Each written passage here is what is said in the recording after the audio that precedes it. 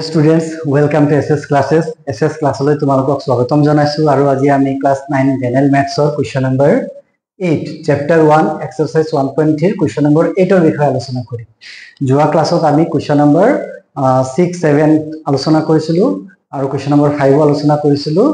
Okay, আৰু আজি আমি কোৱেশ্চন নম্বৰ 8 আলোচনা কৰিম। যদি তোমালোকে আগৰখিনি বুজি পোৱা নাই তেন্তে previous যিবিলাক ক্লাছ হৈছে এইবিলাক previous ক্লাছ বিলাক তোমালোকে এবাৰ চাই লবা, দেন কোৱেশ্চন নম্বৰ 8 লৈ আহিবা। আদাৰৱাইজ বাকিখিনি বুজি নপলৈ তোমালোকৰ অসুবিধা হ'ব পাৰে। ঠিক আছে, কোৱেশ্চন নম্বৰ 8 ত কি কৈছে 5/7 আৰু 9/11 ৰ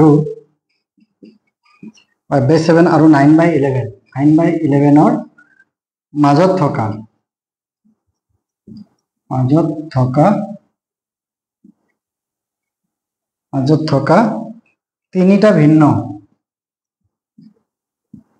তিনিটা ভিন্ন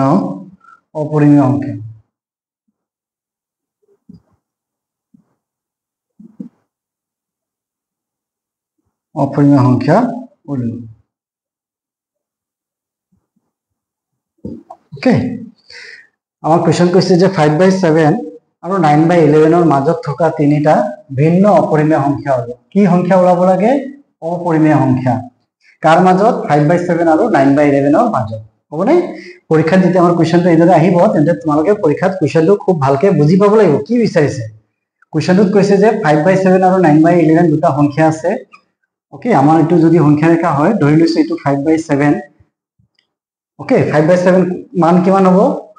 কোনটো ডাঙৰ হয় বা কোনটো সৰু আমি এইটো জানিব লাগিব, হয়নে? 5/7 হ'ল, তাৰ মানটো যদি চাওঁ দশমিক বিস্তৃতি যদি ওলাই চাওঁ 5/7 ৰ মান কিমান আহিব?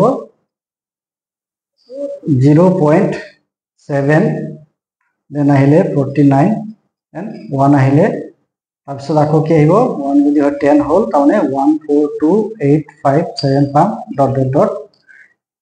আৰু আমাৰ আছিলে 9/11 এইটো মান পাম আমি 11 ৰে 0 পইণ্ট দিলো 90 হ'ল, 8 গ'ল 88, দেন 2 থাকিলে 20 হ'ল, 1 গ'ল 11 হ'ল, -9 থাকিলে 81 এইদৰে গৈ থাকিব। অৰ্থাৎ 5/7 9/11 তকৈ সৰু হয়। ঠিক আছে, আমি ধৰি লৈছো ইয়াত 9/11 আছে। 5/7 মানে কিমান হৈছে? 5/7 ত আমি কি পালো? এইটো অপৰিসমাপ্ত পালো আৰু পৌনঃপুনিক পাইছো 1 4 2 8 5 7 এইদৰে গৈ আছে, হয়নে? এইদৰে আমাৰ 1/7 যিহেতু পালো 10ক আমি ডিভাইড কৰিলে এইদৰে গৈ থাকিব, মানে 0.714285 এইদৰে গৈ থাকিব আৰু ইয়াৰ মানটো হৈছে 0.81 বাৰ। কাৰণ 0.81 কে গৈ থাকিব 0.81 বাৰ। 81 বাৰ মানে কি বুজাইছে? 81 বাৰ মানে 818181 ডট ডট ডট 0.81 বাৰ হ'ব, 0.81 বাৰ। এতিয়া আমাৰ এই দুটা সংখ্যা দি আছে যে তোমালোকে আগত পঢ়ি আহিছা যে আমি চেপ্টাৰ 1তে আগতে পঢ়ি আহিছো কি যে দুটা সংখ্যাৰ মাজত, দুটা পৰিমেয় সংখ্যা বা যিকোনো দুটা সংখ্যাৰ মাজত অসংখ্য সংখ্যক কি থাকে? পৰিমেয় সংখ্যা বা অপৰিমেয় সংখ্যা থাকে। আমি ক্লাছ 8ৰ পৰাই পঢ়ি আহিছো। তো ক্লাছ 9ত আমি অপৰিমেয় সংখ্যাৰ বিষয়ে পঢ়িছিলো কি যে দুটা সংখ্যাৰ মাজত অসংখ্য সংখ্যক কি থাকে? অসীম সংখ্যক অপৰিমেয় সংখ্যা থাকে। এতিয়া আমাৰ এই যে দুটা সংখ্যা দিয়া আছে, এই সংখ্যা দুটাৰ মাজত কি কৰিব লাগে? আমি তিনিটা ভিন্ন অপৰিমেয় সংখ্যা ওলাব লাগে। পৰিমেয় সংখ্যা ওলাবলৈ দিলে আমি পৰিমেয় সংখ্যাৰ কথা লিখিলো হয়, অপৰিমেয় সংখ্যা ওলাব দিছে গতিকে আমি অপৰিমেয় সংখ্যা উলিয়াম। এতিয়া যিহেতু অপৰিমেয় সংখ্যা হয় গতিকে অপৰিমেয় সংখ্যাবিলাকক আমিতো p/q আকাৰত ভগ্নাংশ আকাৰত লিখিব নোৱাৰিম, গতিকে সেইবিলাক কি থাকিব? দশমিক বিস্তৃতিতে পাম আমি। বুজি পাইছানে তোমালোকে? মই কৈছো যদি পৰিমেয় সংখ্যা হ'লহেঁতেন তেন্তে পৰিমেয় সংখ্যা বুলি ক'লে আমি 5/7 আৰু 9/11 ৰ মাজত আমি কি কৰিলো হয়? ফ্ৰেকশন আমি কৰি ভগ্নাংশ আকাৰত আমি সংখ্যাবোৰ পালোহেঁতেন। এতিয়া যেহেতু আমাৰ অপৰিমেয় সংখ্যা বুলি কৈছে গতিকে অপৰিমেয় সংখ্যাবিলাকক আমি ভগ্নাংশ ৰূপত পাব নোৱাৰো, কাৰণ অপৰিমেয় সংখ্যাবিলাকক p/q আকাৰত লিখিব নোৱাৰি। গতিকে সেই সংখ্যাবিলাক অপৰিমেয় সংখ্যাবিলাকক পাবৰ কাৰণে কি কৰিব লাগিব? এনেকুৱা দশমিক সংখ্যাবিলাক লিখিব লাগিব। এতিয়া এই যে দশমিক সংখ্যা আছে এই দশমিক সংখ্যাবিলাক কি হয়? পৰিমেয় সংখ্যা, কাৰণ ইয়ান্তৰ ওপৰত কি আছে? বাৰ আছে বা এইবিলাকৰ কি হয় দশমিক বিস্তৃতি দেখিলে আমি গম পালো কি যদিও অপৰিসমাপ্ত এইবিলাক পুনৰাবৰ্তিত হয় হয়নে জাস্ট আমি যোৱা ক্লাছতে শিকিছিলো কি যে পৰিমেয় সংখ্যাবিলাকৰ দশমিক বিস্তৃতি কি হয় দুটা কেছ আহিব পাৰে হয় পৰিসমাপ্ত হ'ব নহলে অপৰিসমাপ্ত হ'ব আৰু যদি অপৰিসমাপ্ত হয় তেন্তে পুনৰাবৰ্তিত হ'ব লাগিব এতিয়া ইয়াত কি আছে অপৰিসমাপ্ত কাৰণ ইয়াত ডট ডট ডট আছে বা ওপৰত বাৰ আছে তাৰমানে এইটো অবিৰত আছে বা অপৰিসমাপ্ত আৰু যেহেতু বাৰ আছে তাৰমানে এইটো কি হৈছে পুনৰাবৃত্তি হৈছে গতিকে এইটো পুনৰাবৃত্তি এটা আমাৰ অপৰিমেয় সংখ্যা হবলৈ হলে কি হ'ব লাগিব অপৌনঃপুনিক হ'ব লাগিব অপৌনঃপুনিক মানে কি হ'ব লাগিব পুনৰাবৰ্তিত হ'ব লাগিব অপৌনঃপুনিক মানে কোনো ৰিপিটেশন হ'ব নালাগিব আৰু লগতে কি হ'ব লাগিব অপৰিসমাপ্ত হ'ব লাগিব অৰ্থাৎ ডট ডটও আহিব লাগিব কিন্তু ওপৰত বাৰ আহিব নোৱাৰিব এতিয়া এই দুটা সংখ্যাৰ মাজত বুলি ক'লে কি হ'ব লাগিব ইয়াতকৈ ডাঙৰ হ'ব লাগিব আৰু ইয়াতকৈ কি হ'ব লাগিব সৰু হ'ব লাগিব এতিয়া আমি যদি দশমিক সংখ্যা বুলি কওঁ 2.521 আৰু এটা যদি সংখ্যা আমি ধৰি লওঁ 2.531 তেন্তে এই সংখ্যা দুটাৰ মাজত কোনটো ডাঙৰ সংখ্যা হয় এইটো ডাঙৰ নে এইটো ডাঙৰ তেন্তে আমি চাম প্ৰথমে এই সংখ্যাটো চাম দশমিকৰ বাওঁফালে থকা অখণ্ড সংখ্যাবিলাক আমি চাম ইয়াত 2 আছে ইয়াতো কি আছে 2 আছে যদি ইয়াত 3 থাকিলেহেঁতেন ই ডাঙৰ হ'লহেঁতেন কাৰণ ইয়াত 2 আছে ইয়াত 3 আছে যদি যেহেতু ইয়াত 2 আছে দুইটাতে কি আছে 2 আছে গতিকে দুইটা এতিয়া এই ডিজিটলৈকে কি আছে সমান দেন আমি দশমিকৰ পিছত নেক্সট ডিজিটটো যাম ইয়াত কিমান আছে 5 আছে ইয়াতো কিমান আছে 5 আছে এতিয়াও আমি ক'ব পৰা নাই কোনটো ডাঙৰ বা কোনটো সৰু দেন আমি সেকেন্ড ডিজিটত গ'লো ইয়াত 2 আছে ইয়াত কি আছে 3 আছে হয়নে গতিকে ইয়াত যদি 2 আছে তেন্তে ইয়াত 3 আছে দ্যাট মিন্স কি হ'ব এইটো ডাঙৰ হ'ব এতিয়া আমি গম পালো যে এইটো ডাঙৰ হয় বা এইটো সৰু হয় এতিয়া যদি আমাৰ ইহঁতৰ মাজত সংখ্যা লিখিবলৈ দিয়ে তেন্তে কি হ'ব লাগিব এই ডিজিটৰ পিছৰ সংখ্যাবিলাকে আৰু এই ডিজিটৰ আগৰ সংখ্যাবিলাকে আমাক কি কৈ দিব ইয়াতকৈ সৰু বা ইয়াতকৈ ডাঙৰ বুজাবনে আমাক আমি যদি 2.52 আৰু ইয়াত যদি 2.53 লিখো 2.52 আৰু 2.53 লিখো আৰু ইহঁতৰ মাজৰ সংখ্যা লিখিব লাগে ইহঁতৰ মাজত কিমানটা সংখ্যা লিখিব লাগে আছে দুটা সংখ্যা লিখিব লাগে ইহঁতৰ মাজত তেন্তে ইহঁতৰ মাজৰ বুলি ক'লে এইখিনিলৈকে আমাৰ কি আছে 2.5 এইখিনিলৈকে সমান আছে নহয় জানো ইয়াত যদি যাওঁ আমি তেন্তে কি হ'ব লাগিব 2.52তকৈ ইয়াত 3 আছে ইয়াত 3 আছে আৰু ইয়াত কি আছে 2 আছে অৰ্থাৎ এই 2ৰ পিছৰ সংখ্যাটো যি লিখিম আৰু এই 3ৰ আগৰ সংখ্যাটো যি লিখিম তাৰ মাজতে কি আহিব এইখিনি নিৰ্ভৰ কৰিব হ'ব এতিয়া 2.5 ইয়াত 2 আছে এটা আমি ইয়াত যদি দি দিওঁ 1 দি দিওঁ ওকে আৰু আমি 2.5 এতিয়া এইটো চাওঁ 2.521 এতিয়া এই যিটো সংখ্যা পালো 2.521 এইটো কি হয় 2.52তকৈ ইয়াত কি আছে একো নাই মানে 0 আছে ইয়াত একো নাই মানে ইয়াত 0 আছে 2.520 ইয়াত 2.530 ওকে এটা আমি এইখিনিলৈকে সামৰিছো এতিয়া আমি 2 পইণ্ট ইয়াত কি দিলো 21 দিলো হয়নে এতিয়া 2.521 এতিয়া কি হৈছে 2.52তকৈ ডাঙৰ হয় নে হয় কাৰণ ইয়াত কি আছে 0 আছে আৰু ইয়াত কি আছে 1 আছে গতিকে ইয়াতকৈ এইটো ডাঙৰ হ'ল ইয়াতকৈ সৰু হয় নে ইয়েছ 2.525 ইয়াত 2 আছে ইয়াত 3 আছে গতিকে ইয়াতকৈ সৰু হয় গতিকে আমাৰ যদি আৰু লিখিবলৈ যে কি কৰিব পাৰো 2.5211 লিখিব পাৰো ইয়াতকৈ ডাঙৰ হয় ইয়াতকৈ সৰু হয় 2.52 ইয়াত 3 দিব পাৰো নে 3 দিব নোৱাৰো কাৰণ 3 দিব পাৰো ইয়াত 5ৰ পিছত কিন্তু আমি 3 দিব নোৱাৰো ইয়াতে 5ৰ পিছত 2 দিব পাৰিম কিন্তু ইয়াত 3 দিব নোৱাৰিম 2.53 দিব নোৱাৰিম কিয় কাৰণ 2.5 টো যদি ইয়াৰ সমান হৈ যাব ইয়াত যদি 1 দি দিও তেতিয়া 0 আছে ইয়াত 1 এইটো ডাঙৰ হৈ যাব ইয়াতকৈ ডাঙৰ হ'ব নহয় এটা সৰু হ'ব লাগিব গতিকে এই সংখ্যাবিলাকৰ আমি এতিয়া মাজৰ সংখ্যাবিলাক লিখিব লাগিব তো কোড গৈ সেপাৰেট হৈছে সেইটো আমি চাই লওঁ এইটো আছে 0.7 আৰু এইটো আছে 0.8 এটা ইয়াতলৈকে গম পালে আমি কি পাম 0.7তকৈ আমি বেছি লিখিম কিন্তু 0.8 টো হ'ব নোৱাৰে গতিকে 7 আৰু 8ৰ মাজত কোনো সংখ্যা নাই তেতিয়া আমি কি কৰিম 7ৰ পিছত কি আছে ইয়াতে 1 আছে আৰু ইয়াত 8ৰ পিছত কি আছে ইয়াতে 1 আছে গতিকে আমি 8তকৈ কম পালে হ'ল আমি যদি 7ৰ পৰা ষ্টাৰ্ট কৰো তেন্তে ইয়াত 1 আছে আমি ইয়াত 2 লিখি দিব পাৰো নে আমি এই দুটা সংখ্যাৰ মাজত সংখ্যা লিখিব লাগে তিনটা সংখ্যা 5/7 আৰু 9/11 আমি দশমিক বিস্তৃত সংখ্যাবিলাক পালো আৰু ইহঁতৰ মাজত তিনটা কি লিখিব লাগে ভিন্ন অপৰিমেয় সংখ্যা অৰ্থাৎ বেলেগ বেলেগ তিনটা অপৰিমেয় সংখ্যা লিখিব লাগে অপৰিমেয় সংখ্যা লিখিবৰ কাৰণে আমি ইয়াত কি চাম এইটো 7 আছে আৰু ইয়াত কি আছে 8 আছে গতিকে 0.7তকৈ ডাঙৰ হ'ব লাগিব অৰ্থাৎ 0.714285 ডাঙৰ হ'ব লাগিব আৰু ইয়াতকৈ কি হ'ব লাগিব সৰু হ'ব লাগিব তেতিয়া তিনটা সংখ্যা কি হ'ব পাৰে 0.7 ইয়াত 1 আছে, আমি ইয়াত নেক্সট কি আছে, ইয়াত 4 আছে, ইয়াতকে ডাঙৰ কৰিব লাগে, কিন্তু আমি কি কৰিব পাৰো, ইয়াত আমি 5 দি দিব পাৰো নে, পাৰো। বা আমি ইয়াতে যদি আমি বিচাৰো 0.7, ইয়াত কি আছে 1 আছে, গতিকে আমি ইয়াত কি দিব পাৰো, 3 দিব পাৰো নে, 0.73 টো কি হ'ব, 0.73 যদি দিও, ইয়াতকৈ 7 আছে, ইয়াত 7 আছে, ইয়াত 7 আছে, ইয়াত আমি গম পোৱা নাই ডাঙৰ নে সৰু, ইয়াত 1 আছে, ইয়াত 3 আছে, গতিকে আমি গম পালো ইয়াতকৈ এইটো কি হয়, ডাঙৰ হয়, হয়নে। এতিয়া আমাক কি লাগে, অপৰিমেয় সংখ্যা লাগে। এতিয়া এইটো এনেকুৱা 73 লিখিলে হ'ব জানো, 73 টো এইটো কি হৈ গ'ল, পৰিসমাপ্ত হৈ গ'ল। কিন্তু অপৰিমেয় হবৰ কাৰণে কি হ'ব লাগিব, অপৰিসমাপ্ত হ'ব লাগিব, অপৌনঃপুনিক হ'ব লাগিব। গতিকে ইয়াত 73 লিখি আমি ইয়াত কি কৰিম, 2 দি দিলো, ইয়াত জিটি দিব পাৰো, ইয়াত আমি ইয়াতকে ডাঙৰ পাই গলো নহয়, এই ডিজিট লৈকে আমি কি পালো, ইয়াতকে ডাঙৰ পাই গলো। ইয়াতকে ডাঙৰ যদি হয়, ইয়াতকেতো সৰু হ'বই, কাৰণ ইয়াত 0.8 আছে, ইয়াত 0.7 আছে, ইয়াতকে সৰু হ'বই, ইহঁতৰ মাজতে আছে এই সংখ্যাটো। এতিয়া ইয়াত আমি কি লিখিম, 1 2 0 2 1 5 7 ডট ডট ডট। এই ডট ডট ডট দিবলৈ নাপাহৰিবা। আৰু ইয়াত এনেকুৱা কিছুমান অংক লিখিবা যিবিলাক অংক কোনো ৰিপিটেশ্যন নাই। ইয়াত 7 3 2 1 2 0 2 1 5 কোনো ৰিপিট হোৱা নাই। দেন আৰু এটা সংখ্যা লিখিম 0.7, ইয়াত আহিবই লাগিব। কিন্তু ইয়াত 6 লিখিলে নহব, 6 লিখিলে কি হৈ যাব, ইয়াতকে সৰু হৈ যাব। ইয়াত 7 1 আমি দিব পাৰো, যদি আমি সেকেন্ড ডিজিটৰ পৰা মিলাম। ইয়াত 1 আছে, ইয়াত 1 ৰ পিছত কি আছে 4 আছে, তেন্তে আমি ইয়াত কি দিম, 3 নিদিম। ইয়াত 3 দিলে কি হৈ যাব, ইয়াতকে সৰু হৈ যাব।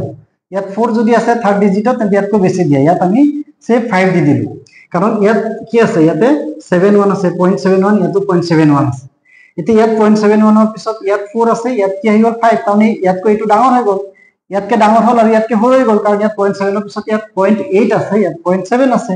এতিয়া ইয়াত আমি ডট ডট ডট দিব লাগিব, আৰু লগতে ইয়াত কি কৰিব লাগিব, বেলেগ কিছুমান আৰু অংক লিখি দিয়া কনফিউজনৰ কাৰণে। আমি ইয়াত কি লিখি দিম, 2 1 0 0 2 5 7 ডট ডট ডট। এতিয়া এইখিনি সংখ্যা কি হয়, ইয়াতকৈ ডাঙৰ হয় আৰু ইয়াতকৈ সৰু হয়, আৰু এইখিনি অপৌনঃপুনিক হয়, লগতে অপৰিসমাপ্ত হয়। গতিকে এইখিনি কি হয়, অপৰিমেয় সংখ্যা। আমাক অপৰিমেয় সংখ্যা লাগে কাৰণে আমাক কি লাগিছিলে, অপৰিসমাপ্ত হ'ব লাগিব। অৰ্থাৎ দুটা সংখ্যা, দশমিক সংখ্যা এনেকুৱা লিখিম যিবিলাক কি হ'ব, অপৰিসমাপ্ত হ'ব আৰু অপুনৰাবৰ্তিত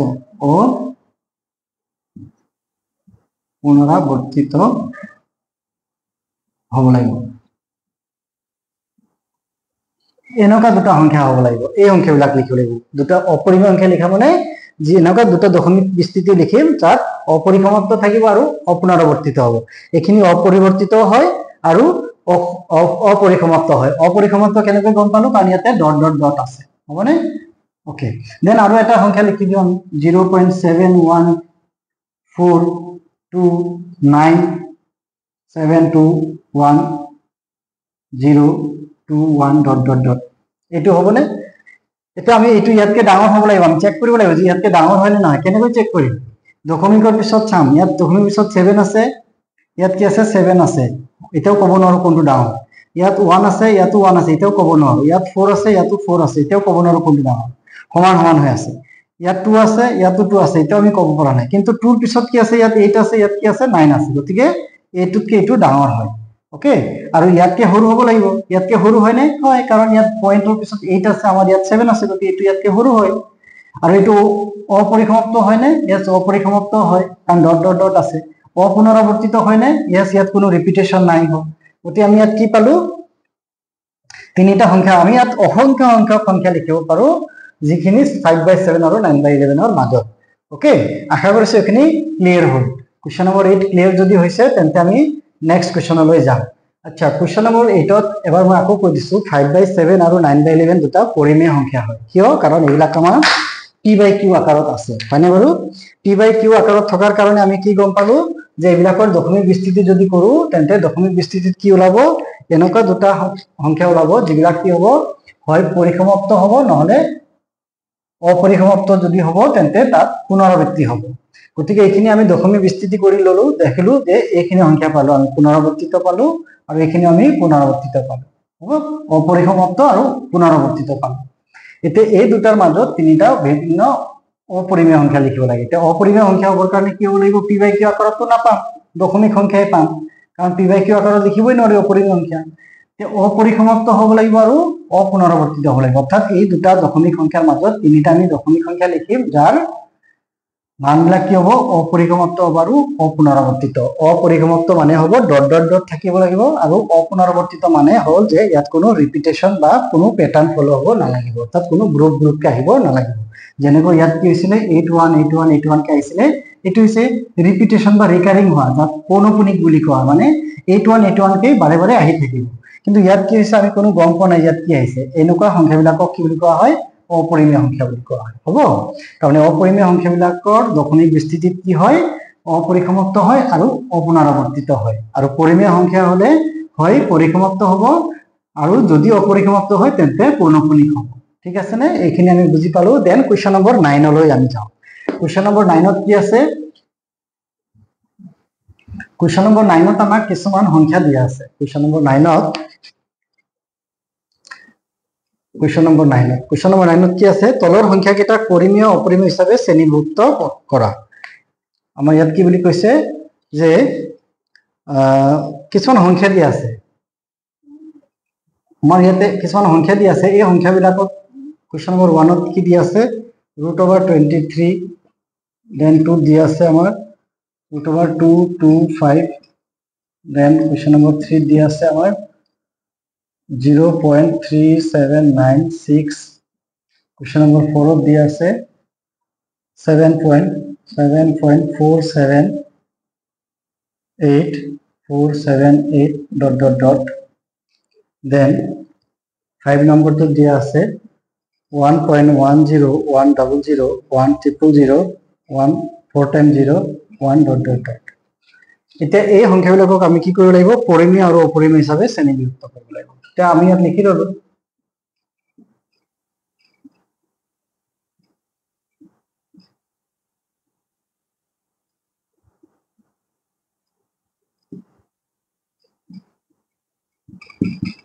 তে পৰিমেয় সংখ্যা কোনবিলাক হ'ব √23 স্কয়ার রুট অফ 23 23 টো কি হয় এটা মৌলিক সংখ্যা আমি শিকি আছিলো কি যে 2 3 5 7 11 13 17 19 23 20 then 29 31 এগুলা কি হয় মৌলিক সংখ্যা হয় আৰু মৌলিক সংখ্যা বিলাকৰ যদি আমি স্কয়াৰ ৰুট উলাও তেন্তে এগুলা কি হ'ব অপৰিমেয় সংখ্যা হ'ব হবনে তো √23 স্কয়াৰ ৰুট 23 কি হ'ব ইয়াতে অপৰিমেয় সংখ্যা হ'ব সব এক নম্বৰটো আহিব ইয়াতে √23 এটো কি হয় অপৰিমেয় সংখ্যা দেন আমাৰ কোৱেশ্চন নম্বৰ 2 কি আছে 225 হৈছে স্কয়াৰ ৰুট অফ 225 কাৰ মান হয় আমি উলাব পাৰেনে यस এটো হৈছে 15 ৰ মান হয় 15 স্কয়াৰ মানে কিমান হয় 225 হয় মানে 225 কাৰ মান হয় স্কয়াৰ ৰুট অফ 225 ৰ মান হয় 15 কারণ 15 স্কয়ার মানে 225 হয়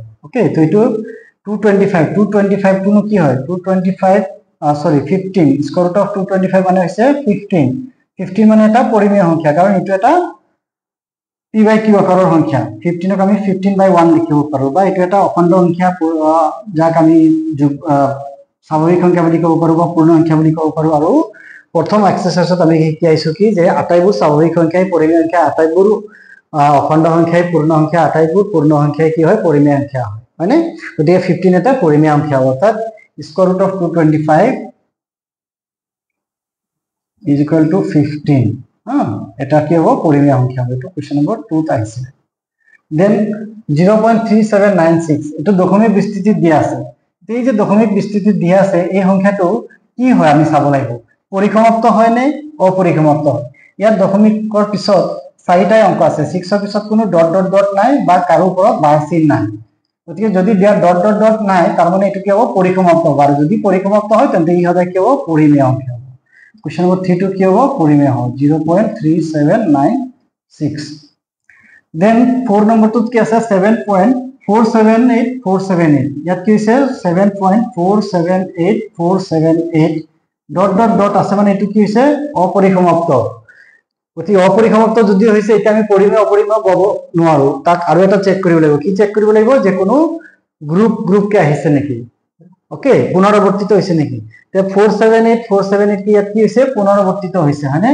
যদি পুনৰাবৰ্তিত হৈছে তেন্তে ই পৰিমেয় আৰু যদি নহলহেতেন তেন্তে অপৰিমেয় হলহেতেন তে যেহেতু এটো অপৰিসমাপ্ত তেন্তে আমি আকৌ চেক কৰিব লাগিব যে গ্ৰুপ আহিছে নেকি গ্ৰুপ আহিছে দেখিলো, গতিকে এইটো 4 নম্বৰটো আমাৰ ইয়াত কি আহিব 7.478478 এইটো এটা পৰিমেয় সংখ্যা হ'ব।